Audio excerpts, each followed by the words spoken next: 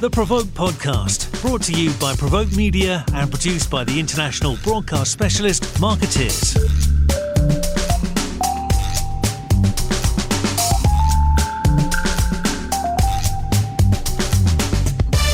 Welcome, everybody, to the latest edition of our PRovoke podcast. We are going to be talking with Torod Neptune, who will be familiar with many people in our audience, veteran CEO who recently made the transition to academia, and Shahar Silbershatz, who is CEO of Caliber. We're going to be talking a little bit about corporate reputation, social listening, reputation measurement, and how that field is advancing. But can we just start by doing a better job of introducing each other than you just did? Torod, tell us a little about your background. Yeah, I'll do a little bit. I think you did okay there. So essentially, I admit to your point, I recently in the last semester and a half joined the University of North Carolina at Chapel Hill, where I'm teaching a combination of business reputation management and future research on the evolution of the CCO position role. Before that, I divide my career into half. So half spent as a CCO, most recently with Medtronic. Before that, Lenovo out of China, and then tenure with Verizon and Bank of America in senior corporate roles. And then the other half was on agency. So a combination of big agencies from Weber Shandwick to We Communications, and then some small boutiques as well. So a little bit of landscape surfing for me, but I'm happy to be in this role now, trying to bridge the gap between academia and practice, or what our industry really needs in terms of future talent. We may have a second conversation about that at some point. I think that's a fascinating role. Shahar, tell us a little about yourself and Caliber. Sure. So I have about 25 years of experience in the field of brand and reputation management, and started as a strategist in New York. I was working for a strategy consultancy there, and then later on working for a brand consultancy in London, and based over the last 15 years here in Copenhagen, during which I've worked primarily in reputation management and measurement. Today, I run Caliber, which is a stakeholder intelligence platform. We call it a platform of choice for companies who understand the connection between stakeholder perceptions and business performance. But essentially, we help build trusted business by providing analytical and strategic support, as well as tracking and measurement when it comes to brand and reputation. Great. So as far as this conversation is concerned, there were sort of a couple of inciting events. The first was I wrote an article a month or so ago in response to the Fortune Most Admired list, which, despite, in my opinion, being a relatively blunt instrument, continues to be of massive importance to CEOs, at least. Shahar, you contributed a couple of ideas to that, and we also talked about some of the other measurement systems that are available that perhaps provide more actionable information. But tell me a little bit about sort of how we feel about the way in which companies are evaluating their reputations right now. So there's a lot of methodologies out there for reputation measurement, and some of them are better than others. But the way that we see it, the problem remains the same across the different methodologies. And the problem is that most companies use reputation measurement for reporting purposes rather than decision-making purposes. So in our view, of course, the measurement needs to be a valid methodology, and a valid methodology means that it should be multi-stakeholder and not single stakeholder. It should be real-time and not periodic. All of these things, primarily these two elements, make any methodology more actionable. And that lends itself to being used for making decisions and taking action rather than just reporting KPIs, which is not sufficient in our view. Right. And Torod, I mentioned in the article, I think, that I'd heard stories over the years of CCOs being held accountable for whether their company went up or down in the Fortune survey, even having part of their bonus connected to that outcome, which seems a little unfair given how many of the criteria for that particular study seem to be outside of the control of the CCO. Have you ever come across that in your time as a CCO or talking with others in the role? And what's your reaction? I have not, honestly. I was actually surprised. I chuckled when I read that, but it doesn't surprise me. I mean, to the point in your article of that entire body of research largely as an ego-driven measure of CEOs, and I think it is consistently used to try and compare one to the other. And so we spent a lot of time and energy ensuring that we had a representative sample of people who were involved in taking it. Which I remember being involved in tracking board member, participation and harassing people to ensure they completed it on time. And so, again, it doesn't surprise me, but again, I think it's an indication of where our function is still a bit challenged around those vanity KPI systems. And I put that in that category as a vanity KPI system, if you will, that still lingers in the absence of us being able to, as a function and as function leaders, get super clear on a set of KPIs that matter and that are meaningful. The second sort of event that prompted me to hold this discussion was an announcement I got from you guys about the two of you and a handful of other industry leaders staging what was described as an intervention for our industry. Which sounds fairly dramatic. Why was that necessary? So from my perspective, or I don't know if Torod, do you want to start on that? I'd say a couple things in relation to what I think Shahar will talk about a bit more in relation to Caliber, but when I think about things that concern me or topics that I speak consistently about, and if I think about the last several conversations with my counterparts and even CEO conversations, I have been of the view that the communications discipline in general is desperately in need of becoming an intelligence discipline. And so when I think about some of the more significant challenges for me throughout my career as a CCO, one was the inability to really capture real-time insight, not just quarter forward or quarter back, but to have my finger on the pulse of what was happening across those audiences that mattered to my brand, day to day, moment to moment. And that was certainly one of the appealing aspects of the Caliper IP that drew me in. But also, I think to this conversation of board and CCO level value that we also desperately as a function need to establish a toehold in. There was a lot of intrigue around, again, what that Caliber team has done there as well to unpack this concept of stakeholder and intelligence, and looking at them not just as a collective, but individually, based on the organization as well, that align to, again, where I think most CCOs still struggle.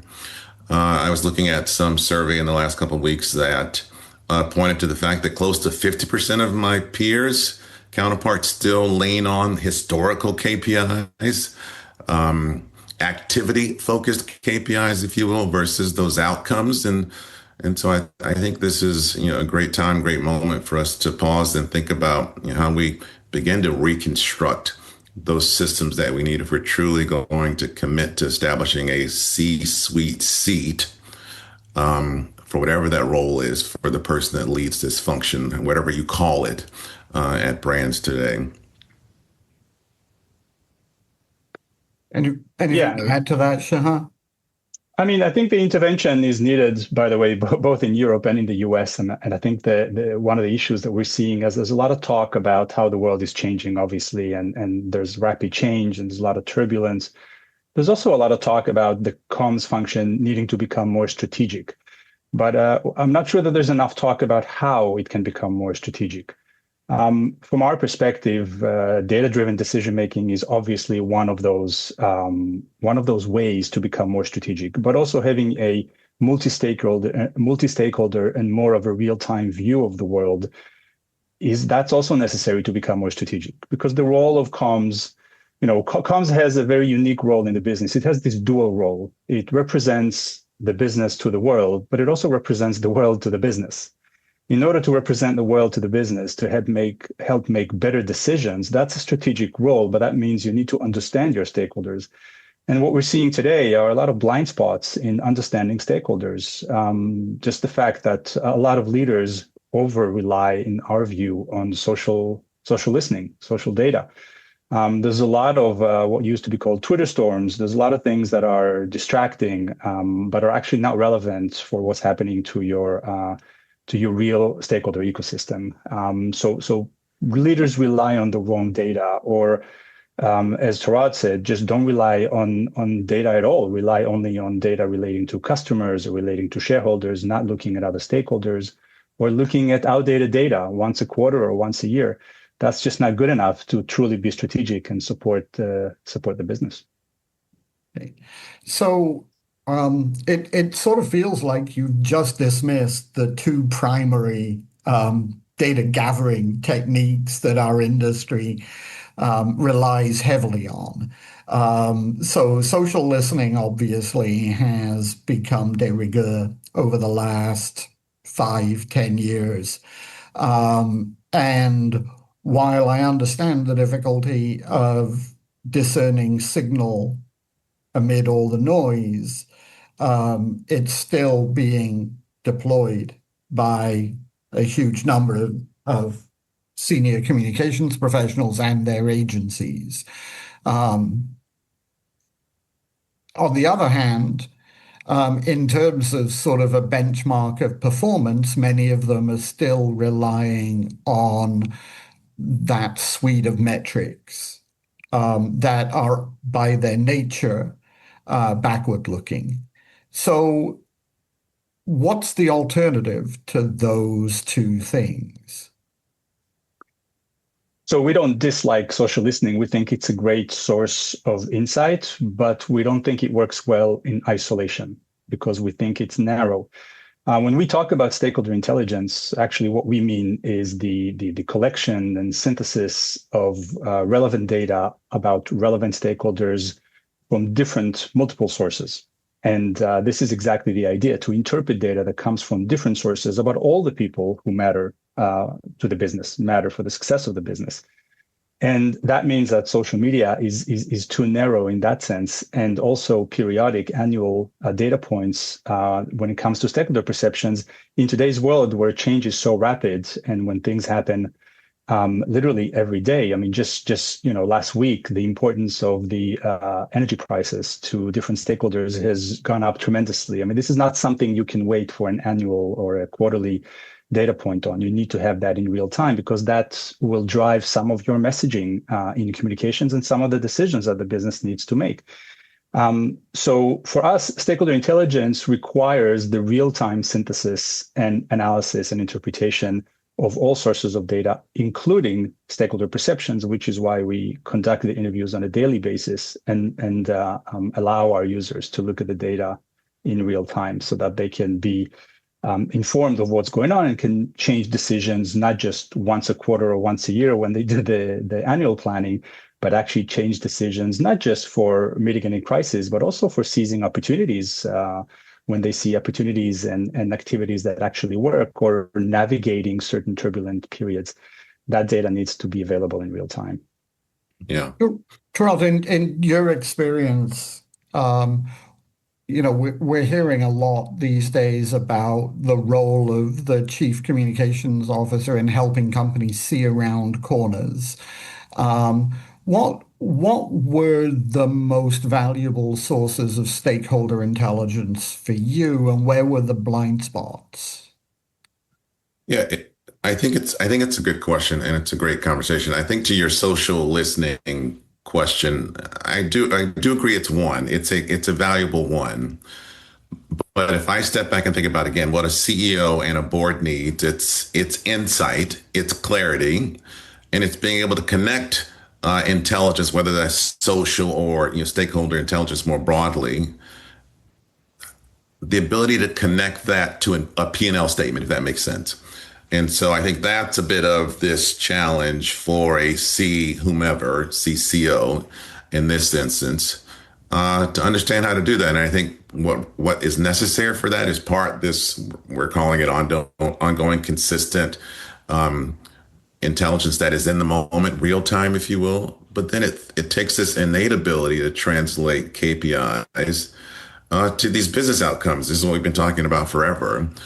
Being able to attach traditional communications KPIs, volume, sentiment, social, these kinds of things, but to attach them to this next higher order of, business outcomes. And again, I refer to that as attaching it to the P&L.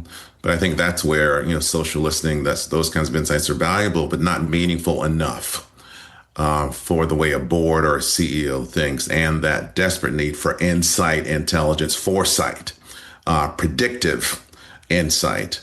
That is this next challenge for us as a discipline. And tell me a little bit about sort of how you see progress towards that goal.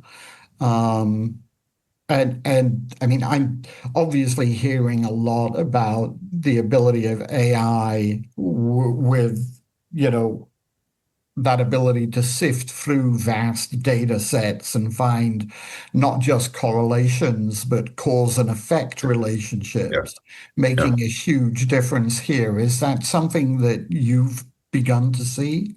Yeah, I think for a portion of, again, these are general statements, for a portion of my counterparts, I'd say a third, at best maybe a quarter, are organizing the function around insight and intelligence, whether that's constructing true data, insights, analytics teams within the traditional function, or whether it's attaching, the function to some really smart, partners, Caliber and others who in the last several years have created much more savvy and sophistication around the tools, the tech stack, if you will, or the rep stack. And so I think that's allowed us as CCOs to be much more savvy about this discipline. But the opportunity still remains operationalizing that into the organization, right? So this can't all be the purview of a external partner. And I'd use my Medtronic example as a great one, where this was one of the top 3 priorities of the function to integrate data and insights and intelligence.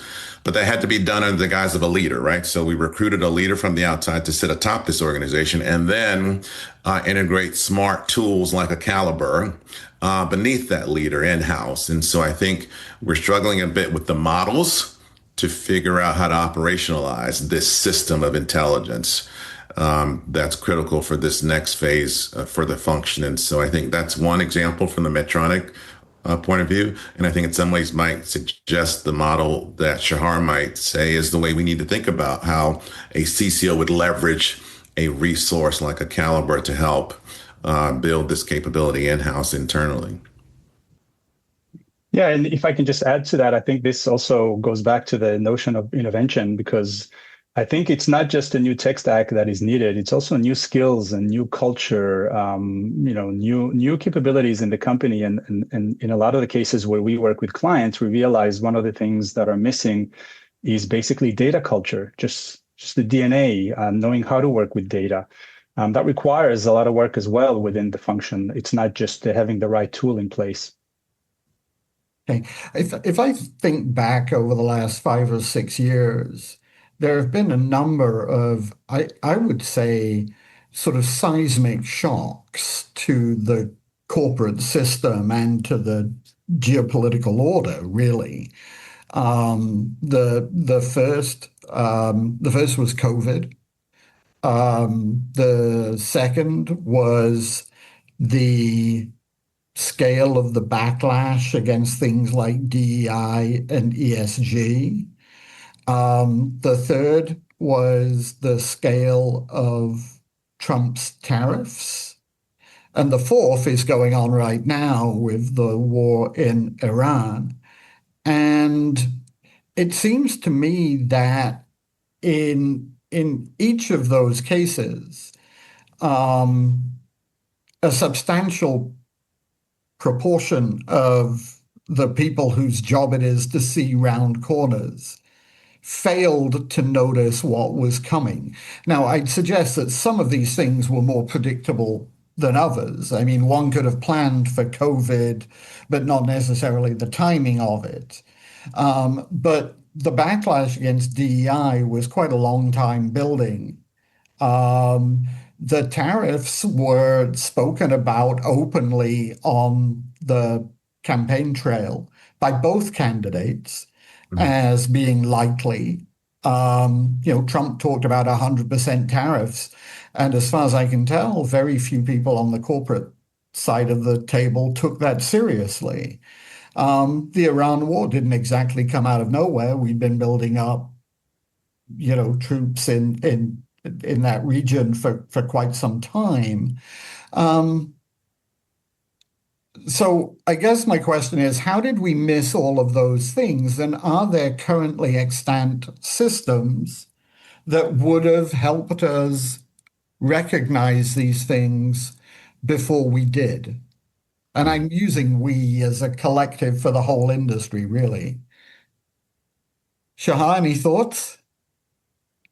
Well, first of all, I would add the Ukraine war to that list of shocks that you mentioned. Yes, okay. And indeed, I think those were shocks. And by the way, the beauty of having daily figures from around the world for us is we could see immediately also the reputational impact of all of those events that you mentioned. So they impacted a lot of things, but certainly people's perceptions of different sectors and companies changed dramatically during those events.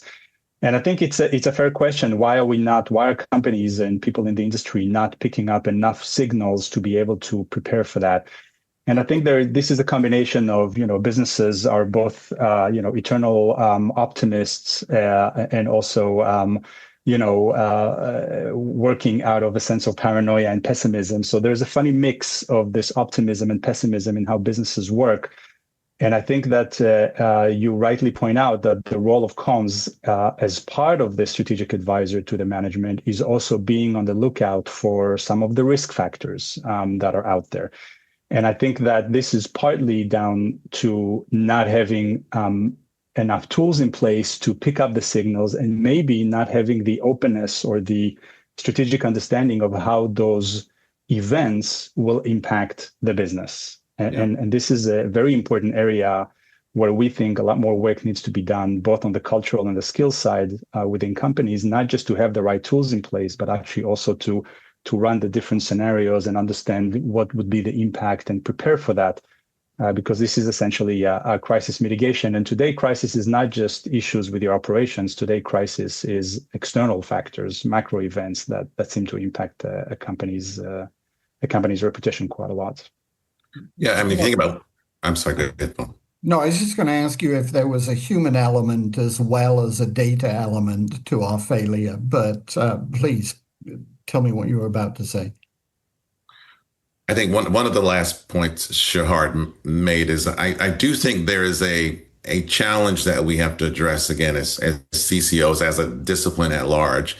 When you think about the ability to synthesize this insights, whether they're cultural, technological, geopolitical, and then combine that with, some data streams, to this real-time intelligence conversation that we're talking about, and then integrate even further to, the ability most CCOs have to have to your point, their finger on the pulse of conversations that are happening in the broader ecosystem.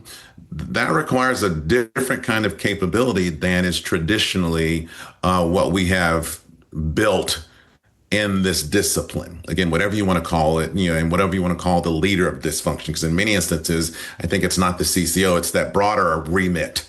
But it's a fundamentally different capability that, again, to my earlier suggestion that maybe it's a quarter of my former counterparts. But that requires some real skill. And I think that points to the future opportunity for our function and the leader of it, but also points to where there's some risk that we've got to be honest about in our constant journey to cement the C-suite seat and the board presence, stature, credibility of our discipline. That still is a pain point. And so it's not easy. And so it is a combination of not just tools and partners, but acumen and insight that we still need to build in a pretty dynamic way amongst the leadership of the discipline. That's still a gap today in my mind. Right. I mean, look, I tend to use CCO as a shorthand so that I don't have to spell out all of the different functions. And I understand that, the nomenclature of our profession is chaotic. Whether we want to call this corporate affairs, I still love public relations, but, I recognize that I'm in a minority.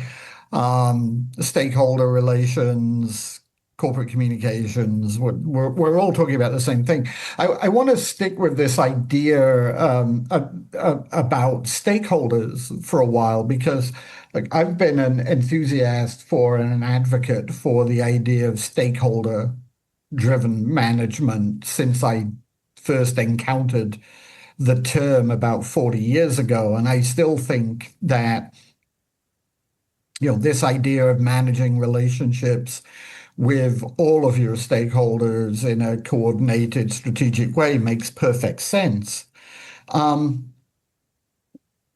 I do wonder whether in North America, at least, that idea doesn't seem a little quaint right now, given that every company seems to understand that there's one stakeholder out there who can, interfere with their business to an extraordinarily damaging extent. And that therefore that one stakeholder needs to be, if not the exclusive focus, the primary focus. Now that's a little different on the other side of the Atlantic, but not entirely different because tariffs and everything else.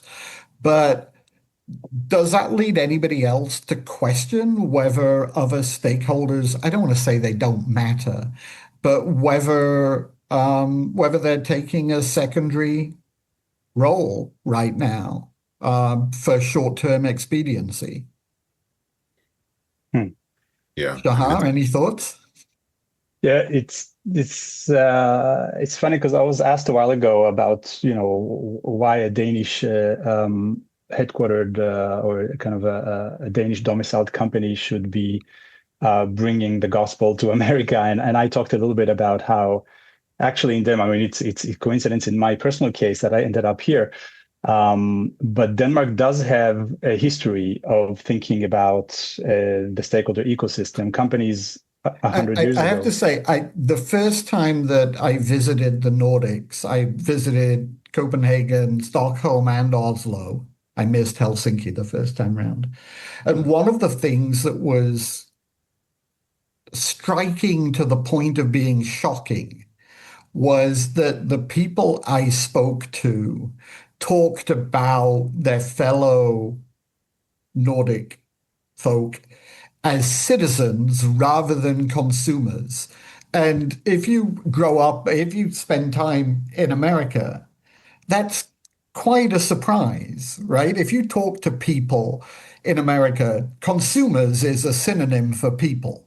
Mm-hmm. And if you think about it, that's because what we expect them to do is go out and buy our stuff, whatever it is. Yeah. If you go to the Nordics, and this is a generalization, it's probably incredibly reductive, but if you go to the Nordics, they talk about citizens, not consumers. I think that's very telling. It is. And I also found that, again, after living in London and New York, two much more consumerist societies, moving here, there is something in the DNA here around collectivism. And that has also permeated the business world for decades and centuries. So there's a lot of very old companies here that are foundation owned, and in their charter from 100 years ago, it's very clearly stated that they are here to contribute to society and the communities. This is not a new idea. This is not some kind of a new fad here in the last 20 years. So there is something here about the importance of stakeholders. But of course, in recent years, it's also been a commercial reality that stakeholders matter because stakeholders will affect your success as a business. And that's true in both sides of the pond. So also in America, your stakeholders will determine whether you are a successful business. Of course, there is a very, very important stakeholder, government. And of course, in some certain cases, and nowadays, it's a very vocal stakeholder and a stakeholder that's willing to wield its power. But that doesn't mean that your perception among talents is not going to matter, because if you cannot attract the right talent, you're not going to be successful. If you cannot attract the right partners, if you cannot have loyalty among your employees and your customers, if you are not advocated for by influencers and other opinion leaders, you will not be successful as a business. That is a fact. So, of course, you need to watch out for impactful and certain stakeholders that have an impact on your license to operate. Of course, you need to consider that even more so perhaps today than before, but that doesn't mean that the other stakeholders won't impact your success. And that is a truth, a commercial truth today everywhere, and certainly in America as well. Yeah.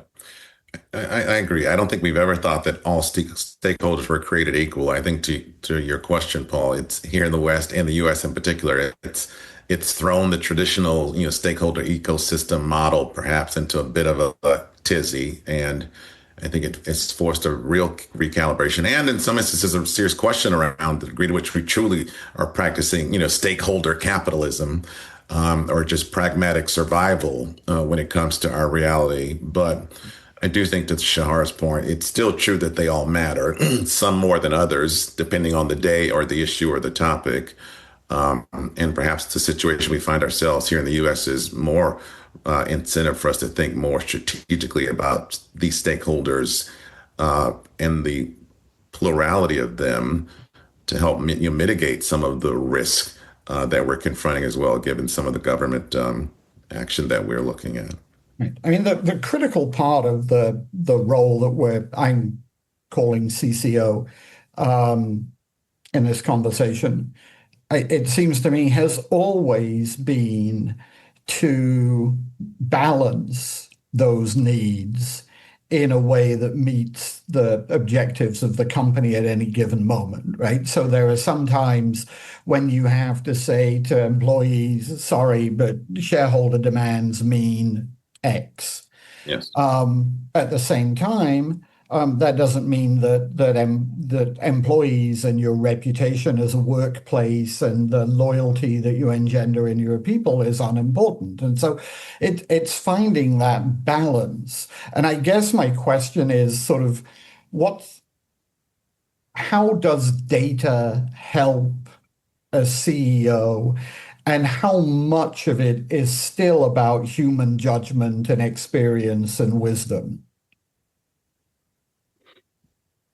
Torod. I would say, from my perspective, human judgment is going to continue to be very important, because we're talking about building trust, and trust is a human quality.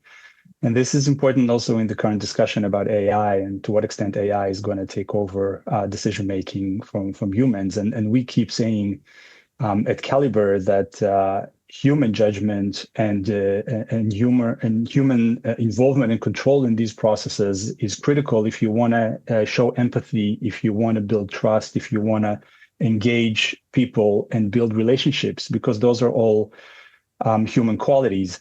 The problem is, I think, in our function is that a lot of decisions were based on gut feeling traditionally in the comms function. And we believe that today, gut feeling, especially because of the complexity of the world today and the rapid change that the world is going through, gut feeling is just not good enough. You really need to understand the different stakeholders at any given moment. And understanding for us involves data. Data is very useful for understanding, and data is very useful for decision making because it's representative and it can be more valid and more accurate than other anecdotal signals. And of course, it can now also be processed and analyzed in real time. Yeah. I call it the hunch business. And so I used to challenge my teams that we've got to get out of the hunch business. Now, our hunches are generally right because we've all seen it before, kind of been there, done that. But again, a hunch is not going to win you credibility in the boardroom. And the board doesn't care about your hunches. And so to your point, the ability to earn the power in the conversation is data. It's a reflection of data and intelligence that comes from that. Our human insight or hunches or key context or how we can contextualize this data gleaned insight. That is our entry point into the board conversation or into that CEO conversation, because that's what they both care about most. Show me why I should care, then bring your value, your insight, your acumen to the table to help me contextualize what I should think about this data, again, as a CCO or as a CEO or as a board. And so it's key. But I do think where we're leaning still on what we know from historical experiences makes us vulnerable and makes our function vulnerable.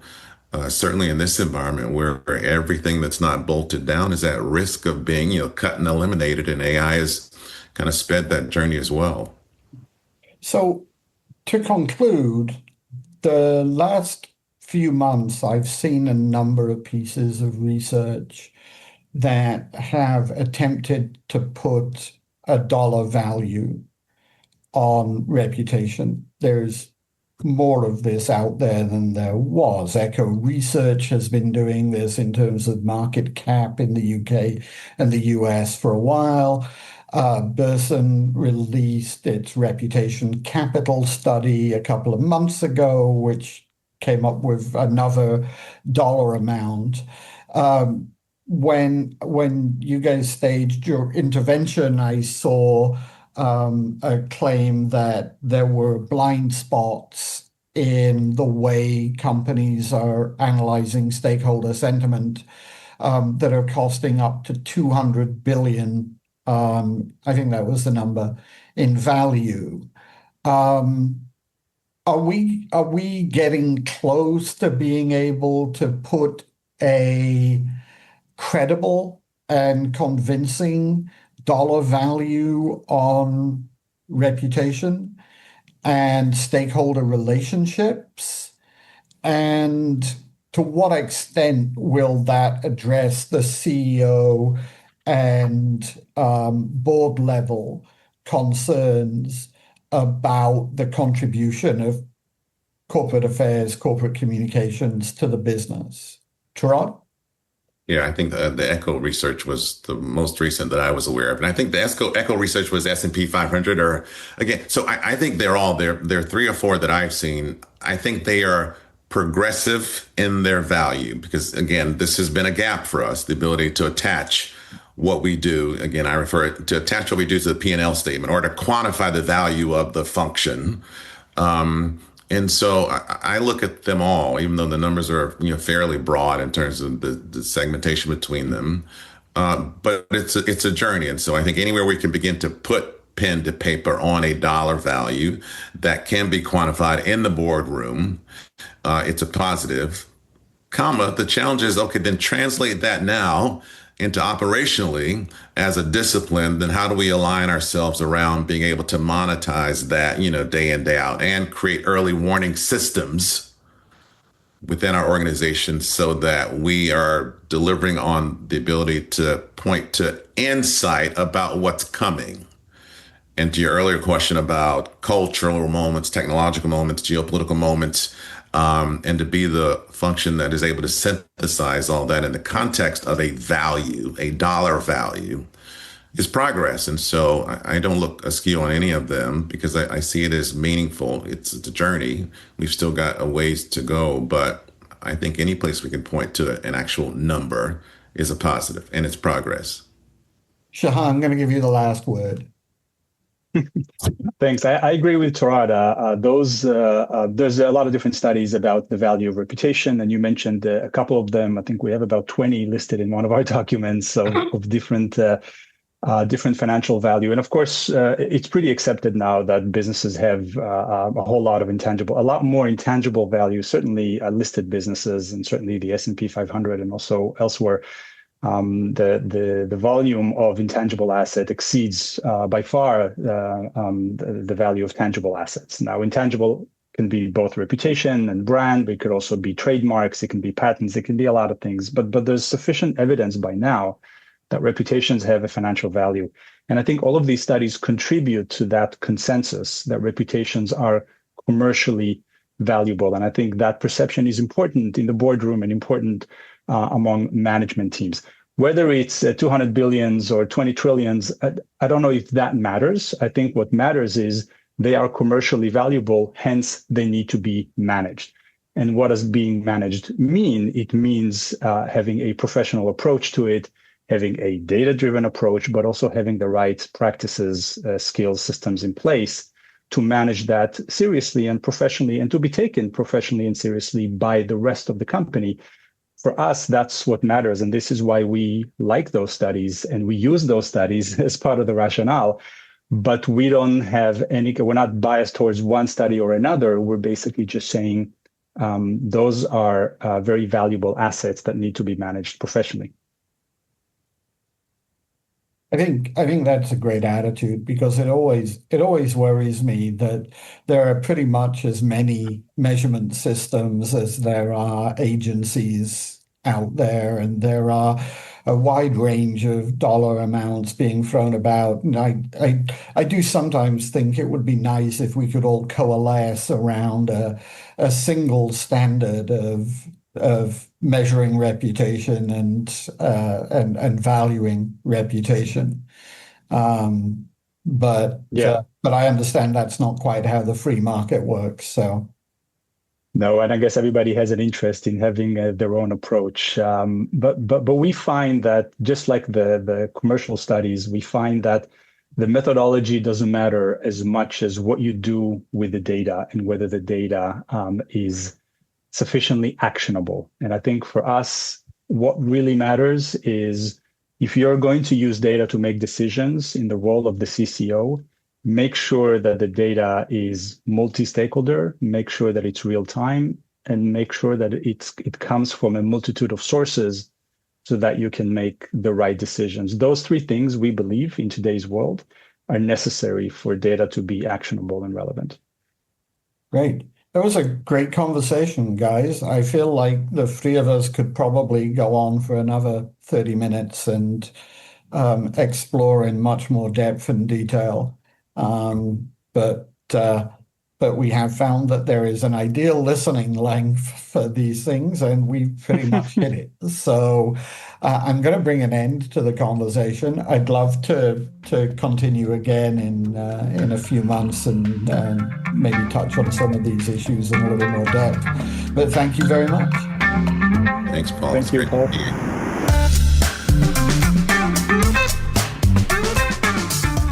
You've been listening to the PRovoke podcast, brought to you by PRovoke Media and produced by the international broadcast specialist Marketeers.